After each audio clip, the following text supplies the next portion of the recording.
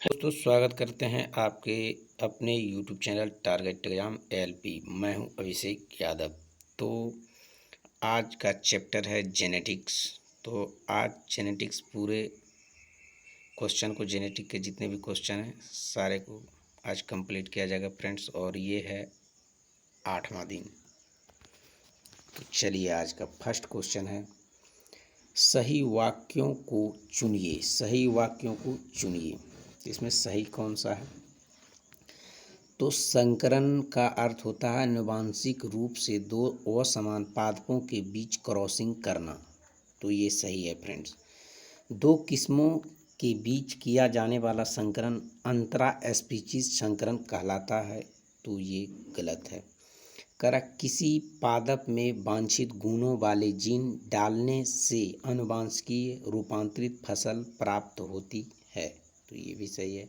करा दो स्पीशीजों के पौधे के बीच संकरण किया जाने वाला अंतर वैरायटी संकरण कहलाता है। ये भी गलत है। तो इसका आंसर हो जाएगा नेक्स्ट। कह रहा है पशुपालन निम्नलिखित उद्देश्य में से किसके लिए किया जाता है? पशुपालन किसके लिए किया जाता है? तो दूध उत्पादन के लिए किया जाता है, कृषि कार्य के लिए किया जाता है और मांस उत्पादन के लिए किया जाता है। तो इसका हो जाएगा ए नंबर। कह रहा पशुपालन का उद्देश्य क्या है? तो दूध उत्पादन, कृषि कार्य और मांस उत्पादन के लिए किया जाता है। नेक्स्ट क्वेश्चन है, मानव में नरों में एक गुणसूत्र को छोड़कर सभी गुणसूत्र पूर्ण जोड़े में हैं। ये अपूर्ण जोड़े वाले गुणसूत्र कौन सा है? अपूर्ण या तो एक्स होगा या तो वाई, या तो एक्स या तो वाई, या तो एक्स या तो वाई। कह रहा मानव नरों में एक गुणसूत्र को छोड़कर सभी गुणसूत्र पूर्ण जोड़े में है। ये अपूर्ण जोड़े वाले गुणसूत्र कौन सा है? तो या तो वाई गुणसूत्र होगा या तो एक्स गुणसूत्र होगा। नेक्स्ट।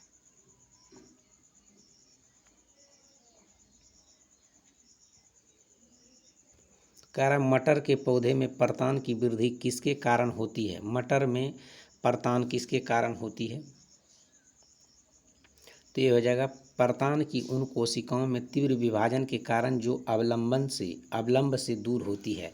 कह रहा मटर के पौधे में परतान की वृद्धि किसके कारण होती है? तो परतान की उन कोशिकाओं में तीव्र विभाजन के कारण जो अवलंब से दूर होती है।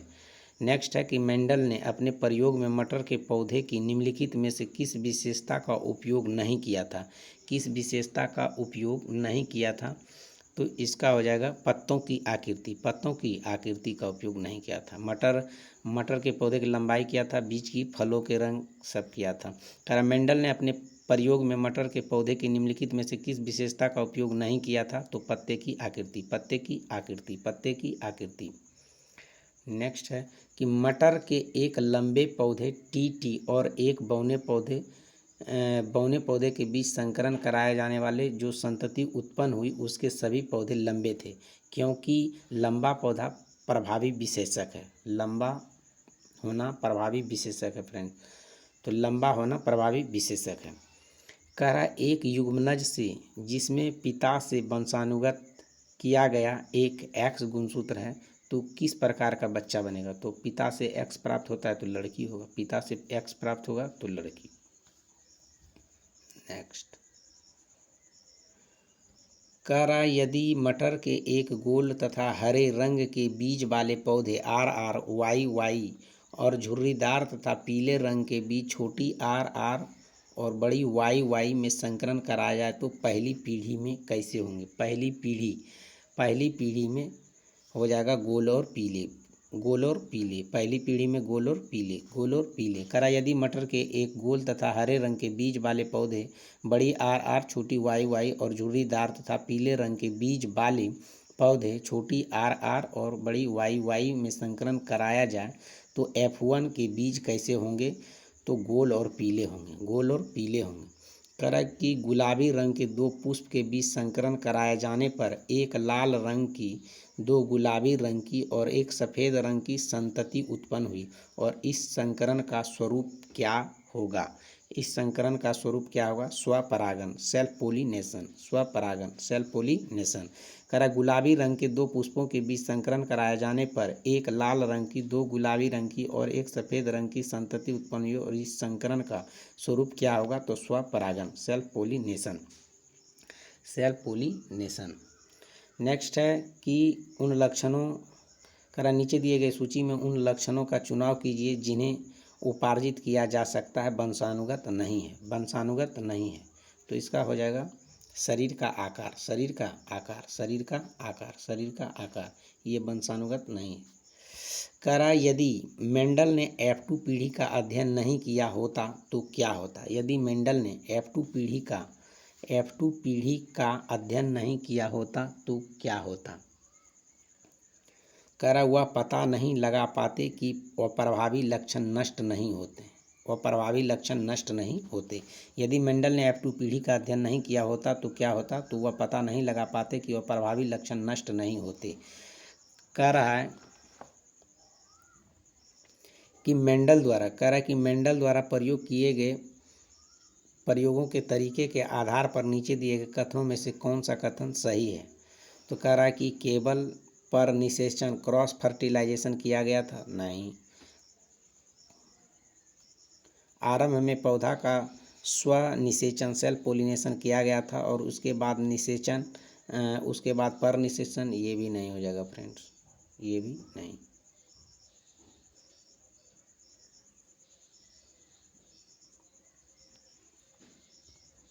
इसका हो जाएगा सी। कारण आरंभ में पौधे का पर निषेचन किया गया था और उसके बाद स्व निषेचन किया गया था। आरंभ में पौधे का पर निषेचन किया गया था और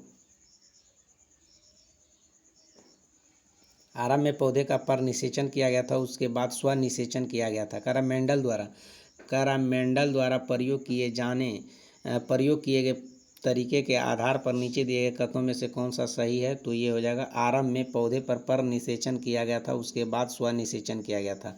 मेंडल ने 7 अलग अलग लक्षणों का अध्ययन क्यों किया गया था? मेंडल द्वारा 7 अलग अलग लक्षणों क्यों किया गया? तो इसमें हो जाएगा कि वंशागति के सर्वभौतिक सिद्धांतों पर प्रकाश डालने के लिए। करा मेंडल ने 7 अलग अलग लक्षणों का अध्ययन क्यों किया गया था? वंशागति के सर्वभौतिक सिद्धांतों पर प्रकाश डालने के लिए। करा एक लंबे पौधे टीटी और एक छोटे पौधे टीटी के बीच संकरण के परिणाम स्वरूप F1 संतति के सभी पौधे के लंबे होने का क्या कारण है? लंबे होने का क्या कारण है? क्योंकि पौधे की लंबाई केवल बड़ी टी द्वारा ही नियंत्रित। तो ये पीछे में भी क्वेश्चन था कि जो सबसे लंबा है वही प्रभावी होगा, तो प्रभावी होगा क्योंकि पौधे की लंबाई केवल बड़ी टी द्वारा नियंत्रित की जाती है। करा मेंडल ने अपने प्रयोग के लिए किस पौधे का प्रयोग किया था? मेंडल ने किस पौधे के लिए? तो उद्यान मटर का प्रयोग किया था, उद्यान मटर। मेंडल ने अपने प्रयोग के लिए किस पौधे का प्रयोग किया था? उद्यान मटर। करा सही कथन को चुनिए। तो मटर के पौधे का प्रतान और नागफनी के परनाभ वृत्त समजात अंग होते हैं, ये सही है फ्रेंड। करा मटर के पौधे का प्रतान और नागफनी का परनाभ वृत्त समजात अंग है, सही है।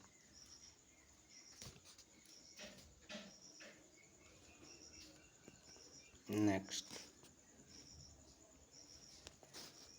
करा नर और मादा युग्मकों द्वारा साथ लाए जाने वाले विशेषकों के 2 रूपांतरण कहाँ स्थित होते हैं? कहाँ स्थित होते हैं?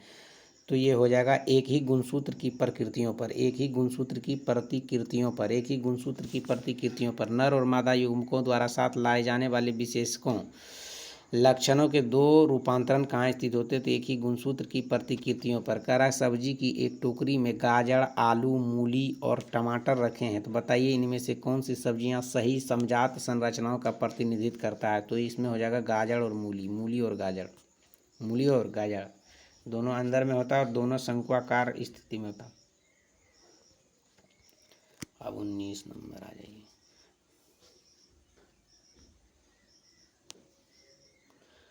कह रहा है कि मटर के एक शुद्ध लंबे पौधे टीटी और एक शुद्ध बौने पौधे छोटी टीटी संकरण कराया जाता, तो F2 पीढ़ी में पौधा कह रहा लंबे और बौने पौधे का 1:1 हो जाएगा, 1:1।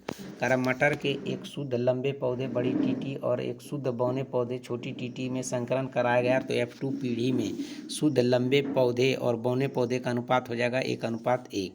करा जनकों में संतान संप्रेषित होने वाले लक्षण किसमें विद्यमान होते हैं? करा जनकों से संतति में संप्रेषित होने वाले, तो ये हो जाएगा जीन से। किससे हो जाएगा? जीन से। करा कि मटर के पौधे में पाया जाने वाला गुण निम्नलिखित में से कौन सा सही है? कौन सा सही नहीं है? कौन सा नहीं है? तो झुर्रीदार बीज। कौन सा नहीं है? तो झुर्रीदार बीज। कौन सा नहीं है? तो झुर्रीदार बीज। नेक्स्ट, करा रिक्त स्थान का उपर्युक्त विकल्प को भरें। करा यदि एक पौधे समजीनी छोटी टीटी और बड़ी आरटी है तो समलक्षणी कौन सा होगा? तो कौन सा हो जाएगा? बौना और गोल, बौना और गोल, बौना और गोल हो जाएगा। करा रिक्त स्थान में सबसे उपर्युक्त विकल्प भरें। करा एक यदि एक पौधे का समजीनी टी टी और आर आर है तो समलक्षणी फिनोटाइप मतलब बौना और गोल हो जाएगा। बौना और गोल, बौना और गोल, बौना और गोल। करा वनस्पति भागों या बीज के बजाय कोशिकाओं के माध्यम से नए पौधे को उगाना क्या कहलाता है? Tissue culture. क्या नए पौधे को उगाना क्या कहलाता है? Tissue culture. करा वनस्पति भागों या बीज के बजाय कोशिकाओं के माध्यम से नए पौधे को उगाना टिश्यू कल्चर कहलाता है। करा यौन प्रजनन में माता पिता का योगदान अपने जीन का आधा हिस्सा होता है। अपने जीन का आधा हिस्सा होता है। करा यौन प्रजनन में माता पिता का योगदान कितना होता है? अपने जीन का आधा हिस्सा। करा मेंडल द्वारा अध्ययन की गई विशेषताओं के विपरीत युग्मों में से एक थे। एक क्या थे? तो बैगनी और सफ़ेद फूल, बैगनी और सफ़ेद फूल, बैगनी और सफ़ेद फूल। करा मेंडल द्वारा अध्ययन की गई विशेषताओं के विपरीत युग्मों में से एक थे बैगनी और सफ़ेद फूल, बैगनी और सफ़ेद फूल, बैगनी और सफ़ेद फूल। नेक्स्ट है लैंगिक प्रजनन में।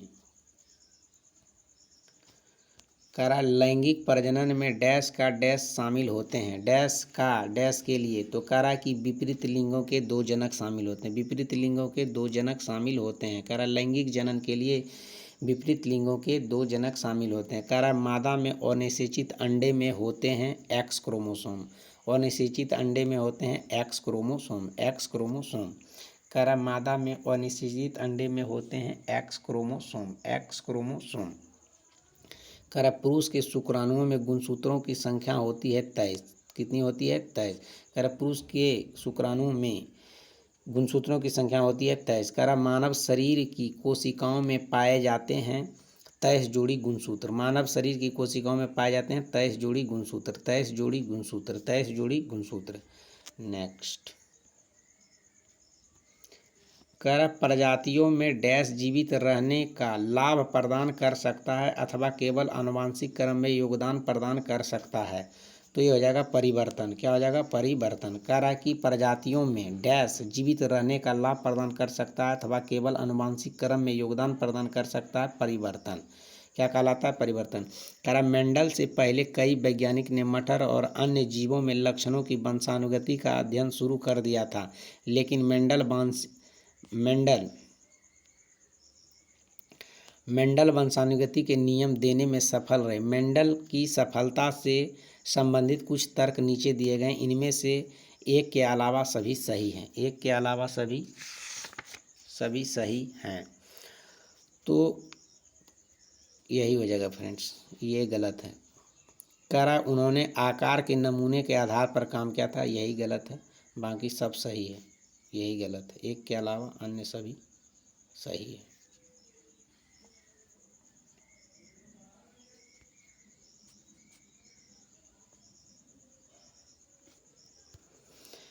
करा निम्नलिखित रोगों में से कौन सा एक आनुवांशिक विकार है? तो थैलीसीमिया एक आनुवांशिक रोग है। थैलीसीमिया एक आनुवांशिक रोग है। करा कि बच्चों का लिंग निर्धारण, करा बच्चों का लिंग डैश से प्राप्त होने वाले वंशानुगत गुणसूत्र द्वारा होता है। तो ये हो जाएगा पिता से।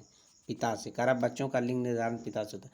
किस प्रकार का पुनर्जनन अधिक विविधता ला सकता है? तो लैंगिक अधिक विविधता ला सकता है, लैंगिक। करा किस प्रकार का पुनर्जनन अधिक विविधता ला सकता है? तो लैंगिक। कैसा? लैंगिक। करा कि F1 पीढ़ी में दिखाई देने वाला लक्षण है प्रबलता, प्रबलता, प्रबलता, प्रबलता, प्रबलता, प्रबलता।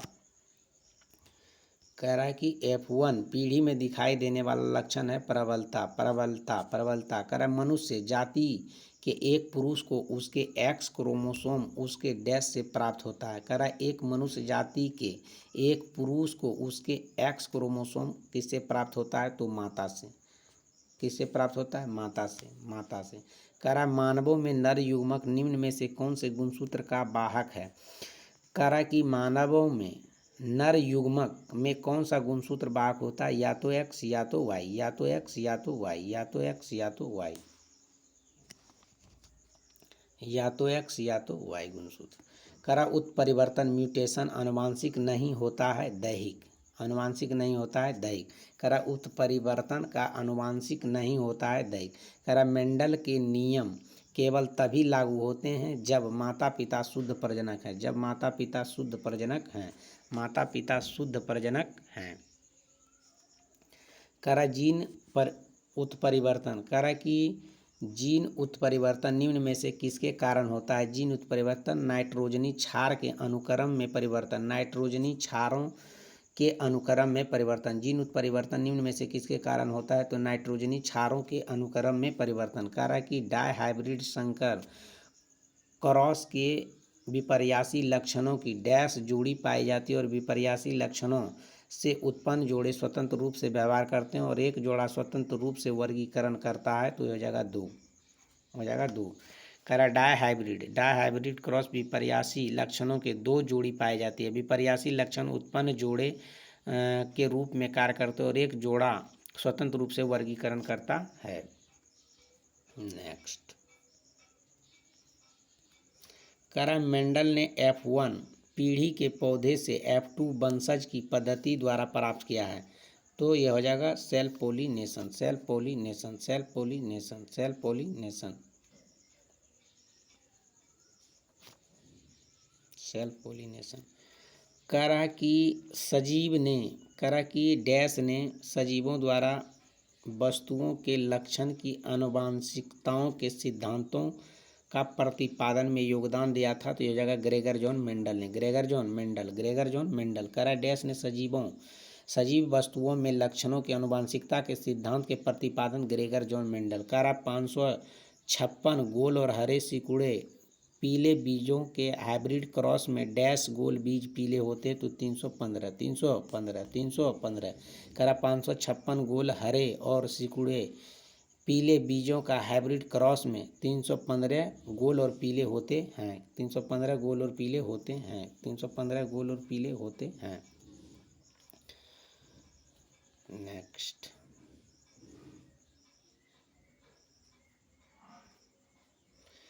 कह रहा कि मटर के पौधे पर मेंडल के प्रयोगों की कुछ निष्कर्ष नीचे दिए गए हैं जिसमें से एक के अलावा अन्य सभी सही हैं। गलत निष्कर्ष का चयन करें। गलत निष्कर्ष का चयन करें। गलत निष्कर्ष का चयन कीजिए। तो ये हो जाएगा प्रत्येक युग्म में एक ही जीन के 2 प्रतिरूप होते हैं। कह रहा प्रत्येक युग्म में एक ही जीन के 2 प्रतिरूप होते हैं। कह रहा मटर के पौधे पर मेंडल के प्रयोगों कुछ निष्कर्ष नीचे दिए गए जिनमें से एक के अलावा अन्य सभी सही हैं। तो यही हो जाएगा। कह रहा मेंडल का निधन कब हुआ था? तो मेंडल का निधन 1884 में हुआ था। 1884 में मेंडल का निधन कब हुआ था? 1884 में। 1884 में। 1884 में। कह रहा एलील होते हैं तो जीन के वैकल्पिक रूप होते हैं। एलील क्या होते हैं? जीन के वैकल्पिक रूप। एलील होते हैं जीन के वैकल्पिक रूप। एलील होते हैं जीन के वैकल्पिक रूप। एलील होते हैं जीन के वैकल्पिक रूप। कह रहा आमतौर पर मेंडेलियन कारक क्या कहलाते हैं? तो जीन कहलाते हैं। आमतौर पर मेंडेलियन कारक क्या कहलाते हैं? जीन कहलाते हैं। आमतौर पर मेंडेलियन कारक क्या कहलाते हैं? जीन।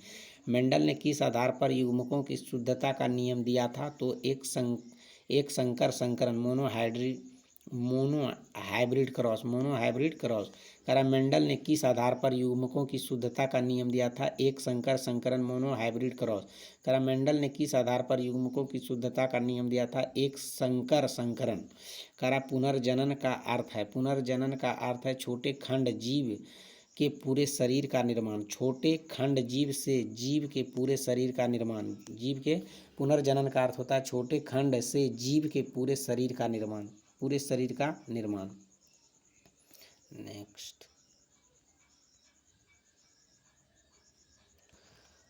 करा महिला रोगाणु कोशिका में गुणसूत्रों की संख्या होती है 23। महिला रोगाणु कोशिका में गुणसूत्रों की संख्या होती है 23। करा मटर के पौधे डैश कैरेक्टर रिसेसिव होते हैं तो झुर्रीदार बीज। करा मटर के पौधे में कैरेक्टर रिसेसिव होते हैं झुर्रीदार बीज। करा निम्नलिखित में से कौन सी विशेषता मटर के एक पौधे में अप्रभावी होती है? अप्रभावी होती है झुर्रीदार बीज। ये रिपीट क्वेश्चन है। अप्रभावी, करा निम्नलिखित में से कौन सी विशेषता मटर के एक पौधे में अप्रभावी होती है? झुर्रीदार बीज। मेंडल ने आनुवंशिकता का नियम किस पर आधारित दिया था? तो लैंगिक जनन पर। लैंगिक जनन। करा मेंडल ने आनुवंशिकता का सिद्धांत किस पर आधारित है? लैंगिक जनन पर। लैंगिक जनन। करा मेंडल ने मटर के पौधे को क्यों चुना? क्योंकि उसमें विषम दिखने वाले गुण थे। करा कि मेंडल ने मटर के पौधे को क्यों चुना? क्योंकि उसमें विषम दिखने वाले गुण थे।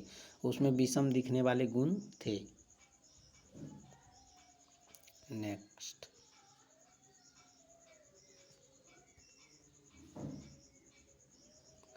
करा मेंडल ने दो प्रयोग, एक लंबे पौधे के पराग को छोटे पौधे के बीजांड को निषेचित के लिए किया गया और नंबर 2 में है कि छोटे पौधे के पराग लंबे पौधे के बीजांड को निषेचित करने के लिए किया गया।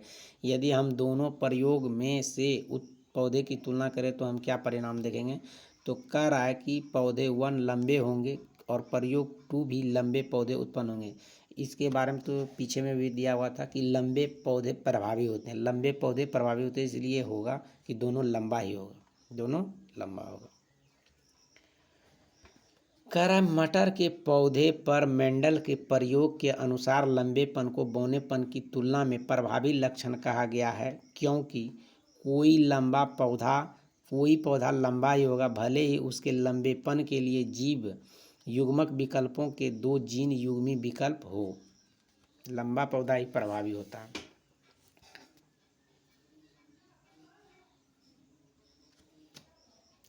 कह रहा है कि मटर के पौधे पर मेंडल के प्रयोग के अनुसार लंबेपन को बौनेपन की तुलना में प्रभावी लक्षण कहा गया है, क्योंकि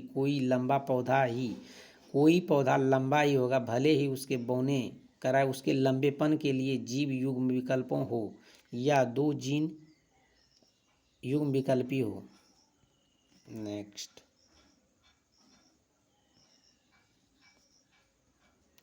करा आनुवंशिकता को प्रभावित करने वाले कारकों के संबंध में मेंडल ने निम्नलिखित में से कौन सा महत्वपूर्ण खोज किया था?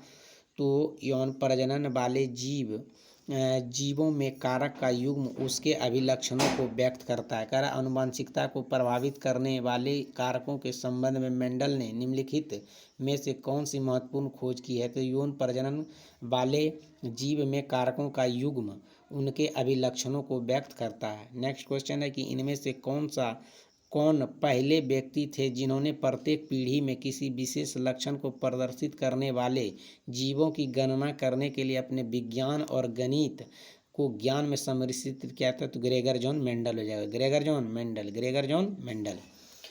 कह रहा कि वह पहले व्यक्ति थे जिन्होंने प्रत्येक पीढ़ी में किसी विशेष लक्षण को प्रदर्शित करने वाले पौधे या जीवों की गणना करने के लिए अपने विज्ञान और गणित को ज्ञान में सम्मिश्रित किया था।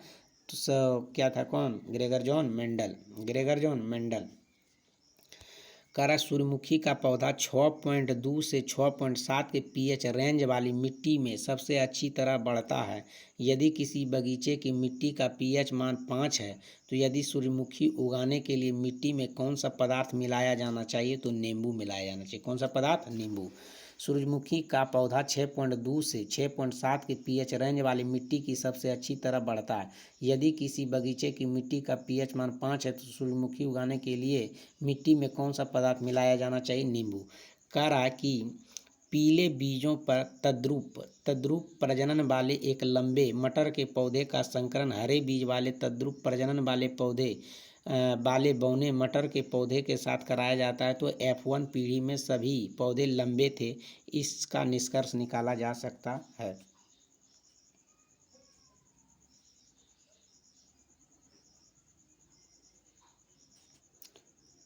कह रहा है कि